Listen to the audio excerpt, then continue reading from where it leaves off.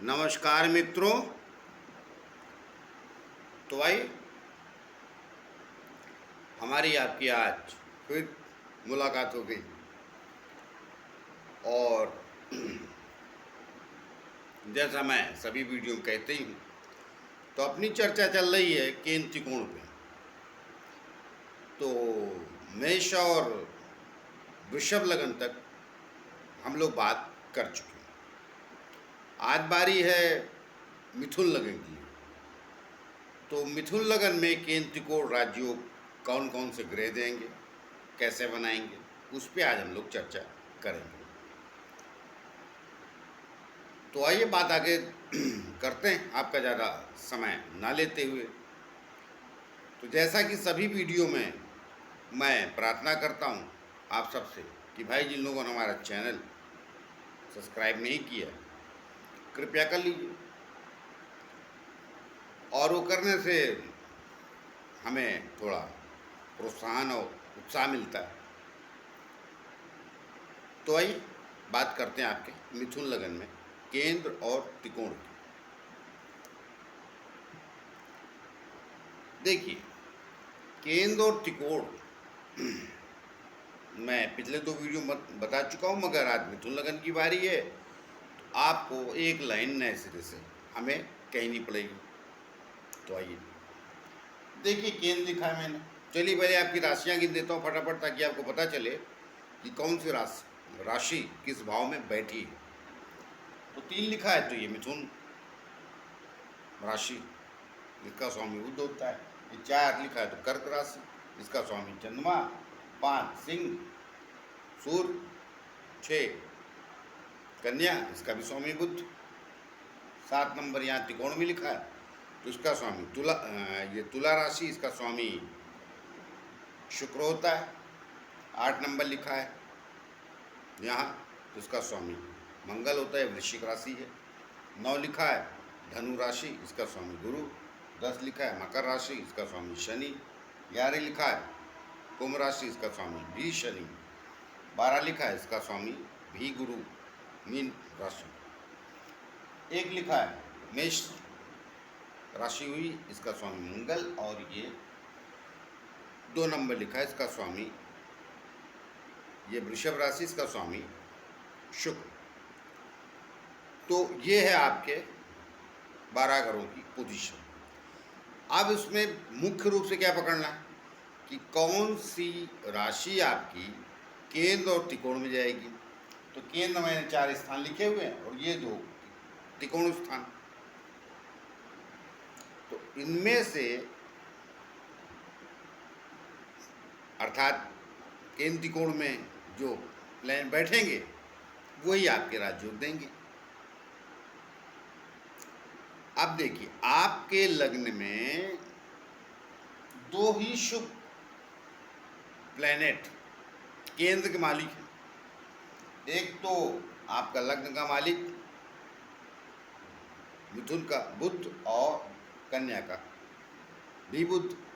तो मिथुन और कन्या का स्वामी बुध हो जाता है, और सप्तम भाव में धनु राशि और कर्म स्थान पे मीन राशि, इन दोनों का स्वामी गुरु हो जाता है। तो इनको इसमें केंद्राधिपति दोष भी लगता है।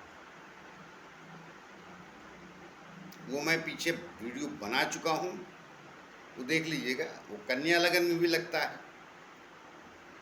और धनु लगन में भी और मीन लगन में भी, क्योंकि यही दोनों आपके चारों केंद्रों के स्वामी होते हैं, बुध और शुक्र। तो उस पर मैं बाद में आऊँगा।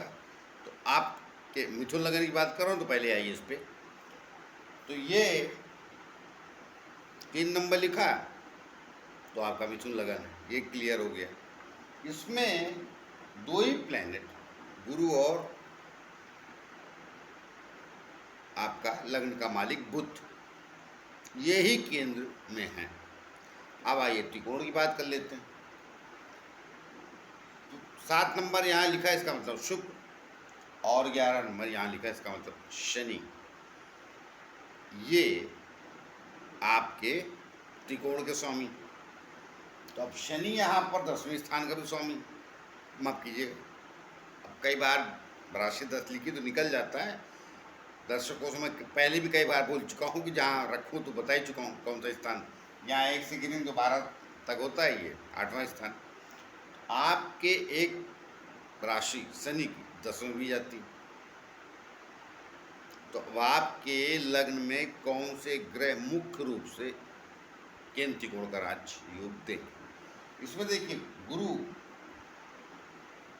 50-50 फल देगा, क्योंकि मारक भी होता है आपके लग्न में, सप्तम का भी स्वामी। मगर वो केंद्र में जाएगा तो शुभ ग्रह तो है, मगर गुरु आपका केंद्र से निकल के बाहर त्रिकोण में बैठेगा तो और अधिक शुभ फल देगा। अब ये केंद्र त्रिकोण है क्या, ये केंद्र लिखा है, ये 2 त्रिकोण, इनका जब संगम हो जाए, संगम होगा कैसे, एक साथ शनि और तुला राशि की शुभ, ये 2 त्रिकोण के स्वामी, ये केंद्र इनके साथ बैठ जाए, गुरु के साथ बैठ जाए या बुध के साथ बैठ जाए, शुक्र या शनि, या आमने सामने कहीं दृष्टि दे ले, किसी प्रकार भी संबंध हो जाए, दृष्टि से संबंध होगा या राशियां बदल दें, गुरु यहाँ आ जाए शनि यहाँ आ जाए, एक दूसरे घर में चले गए, अर्थात एक दूसरे से कहीं न कहीं इनका संबंध हो जाए, तो उसे केंद्र त्रिकोण राजयोग कहते हैं। और मैं पहले बता चुका हूँ आप लोगों को, मैंने बहुत राजयोग पढ़े हैं लेकिन उनको देखा नहीं। ये केंद्र त्रिकोण राजयोग फलता भी है और मिलता भी है कुंडलियों में, बाकी राजयोग भी बहुत है, बिरले लोगों को कुंडलियों मिल जाते हैं तो मिल जाते हैं, समानता नहीं पाए जाते। 5-6 राजयोग बहुत चर्चित हैं, वो मिल जाते हैं। उनमें भी मैं सबसे बेहतर अगर किसी राजयोग को मानता हूँ तो वो केंद्र त्रिकोण, ये फलित भी होता है और मनुष्य को ऊंचाइयाँ भी देता है और मिलता भी है कुंडलियों में। मैं हमेशा इसको श्रेष्ठ कहता हूँ।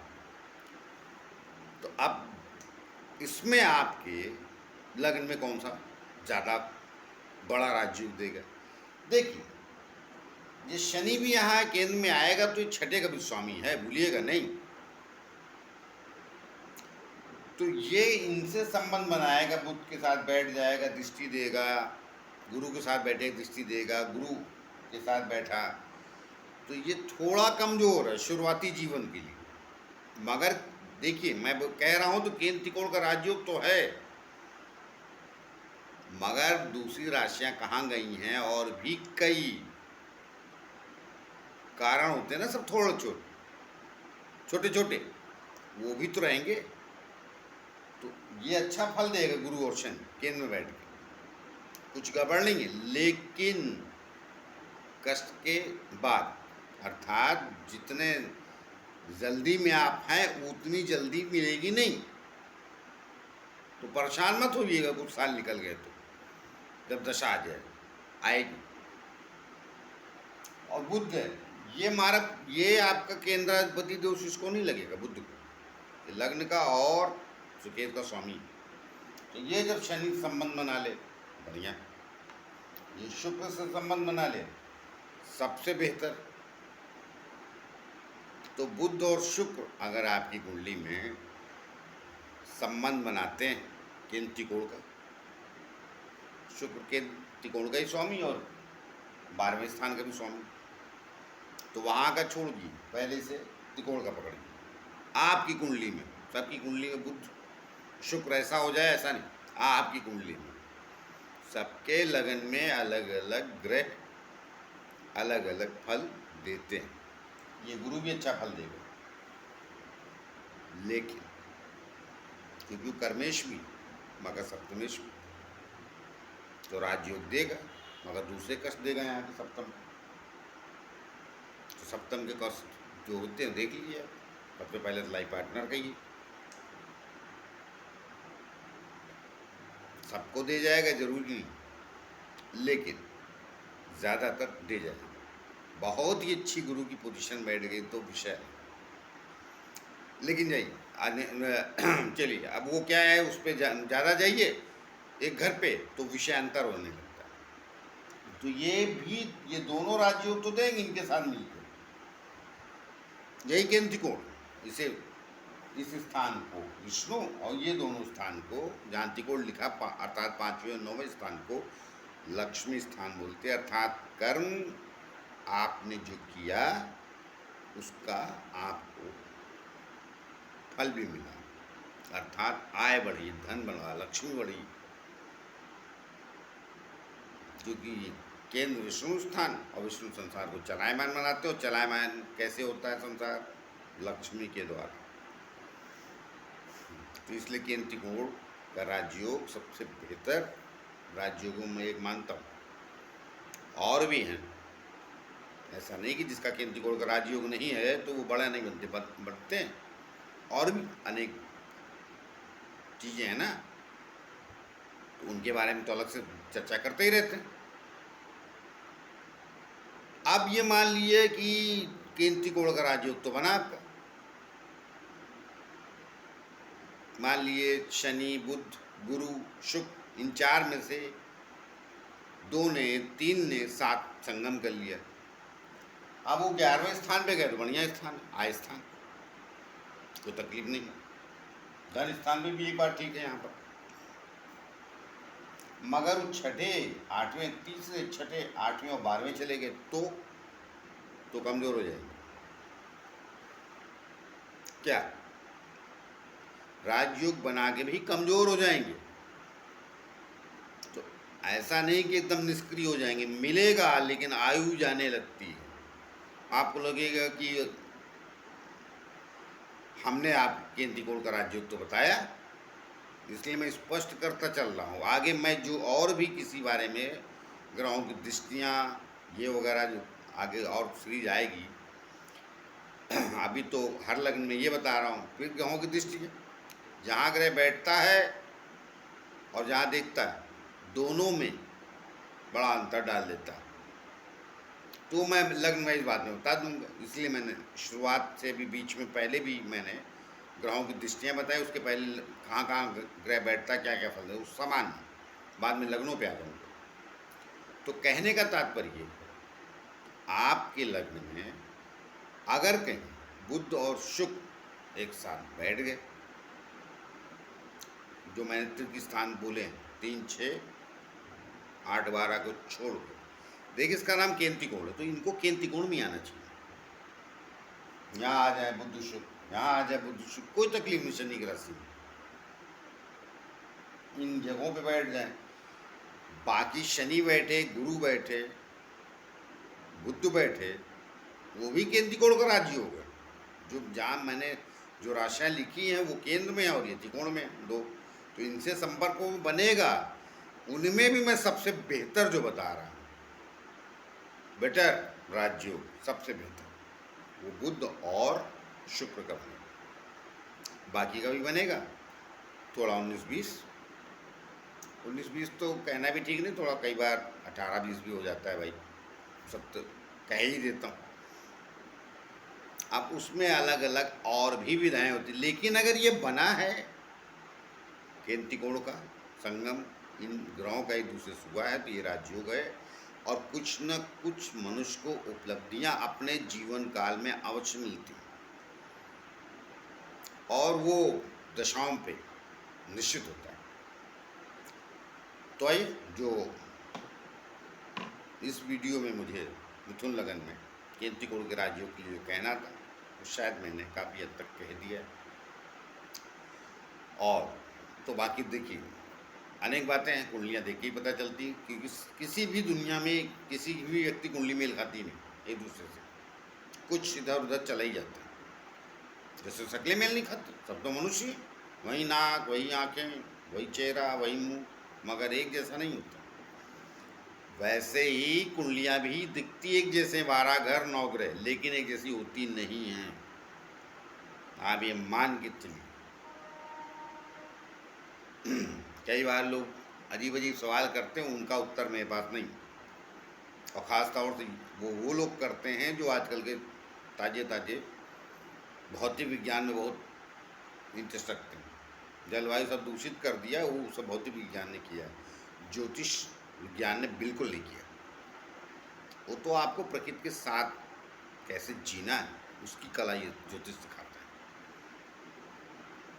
प्रकृति का विनाश कैसे करना है वर्तमान के साइंटिस्ट बताते हैं। तो आइए मिलते हैं किसी और लगन के लिए। तब तक के लिए आज्ञा दीजिए। जाते जाते मैं हमेशा जैसे प्रार्थना करता हूँ आप सबसे कि भाई जिन लोगों हमारे चैनल सब्सक्राइब नहीं किया कृपया कर लीजिए, उससे हमें बल और शक्ति मिलती। तो ही मिलते किसी और विषय को लेकर। तब तक के लिए नमस्कार।